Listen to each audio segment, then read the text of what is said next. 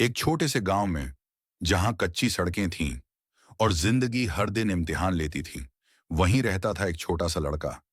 उसका नाम था दीपक। दीपक सिर्फ 10 साल का था, लेकिन उसकी आंखों में बचपन कम और जिम्मेदारियां ज्यादा थीं।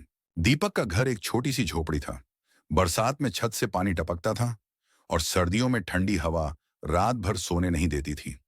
घर के अंदर एक पुरानी चारपाई, कुछ टूटे फूटे बर्तन और एक फटी हुई चटाई के अलावा कुछ भी नहीं था। दीपक के पिता एक मजदूर थे। कभी खेतों में काम मिलता, कभी ईंट भट्ठे पर, और जब काम नहीं मिलता तो चूल्हा भी नहीं जलता। उसकी माँ दूसरों के घरों में बर्तन धोती थी। दिन भर की मेहनत के बाद भी मुश्किल से 2 वक्त की रोटी मिलती थी। दीपक रोज सूरज निकलने से पहले उठ जाता, माँ के साथ नदी से पानी लाता, जंगल से सूखी लकड़ियां इकट्ठा करता और फिर अपने पिता के लिए सूखी रोटी और प्याज बांध देता। इतनी छोटी उम्र में वह एक बेटा भी था और एक जिम्मेदार इंसान भी। दीपक को पढ़ना बहुत पसंद था। स्कूल जाना उसका सबसे बड़ा सपना था। उसके पास सिर्फ एक ही कमीज और पैंट थी, जो कई जगह से फटी हुई थी। जब वह स्कूल जाता तो कुछ बच्चे उसका मजाक उड़ाते, लेकिन दीपक चुप रहता, क्योंकि उसे पता था सपने कपड़ों से बड़े होते हैं। एक दिन मास्टर जी ने पूछा, दीपक, तुम बड़े होकर क्या बनना चाहते हो?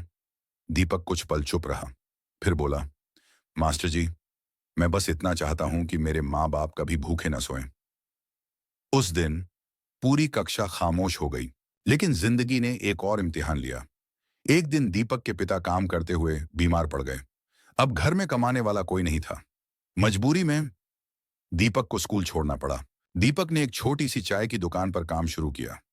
सुबह से शाम तक चाय बनाना, गिलास धोना, झूठे बर्तन साफ करना। शरीर थक जाता था, लेकिन हौसला नहीं। दीपक के पास एक पुरानी किताब थी। जब दुकान खाली होती, वह चुपके से पढ़ने लगता। पढ़ाई उसके लिए अंधेरे में रोशनी थी। एक दिन एक बुजुर्ग व्यक्ति ने पूछा, बेटा, इतनी मेहनत के बाद भी पढ़ाई क्यों करते हो? दीपक ने कहा, क्योंकि पढ़ाई ही मुझे इस गरीबी से बाहर निकाल सकती है। वह बुजुर्ग एक सेवानिवृत्त शिक्षक थे। उन्होंने दीपक की पढ़ाई का पूरा खर्च उठाने का वादा किया। दीपक फिर से स्कूल जाने लगा। दिन में पढ़ाई, शाम को काम, रात को मेहनत, और एक दिन वह सफल बन गया। गरीबी शर्म की बात नहीं है, लेकिन सपने छोड़ देना सबसे बड़ी हार है।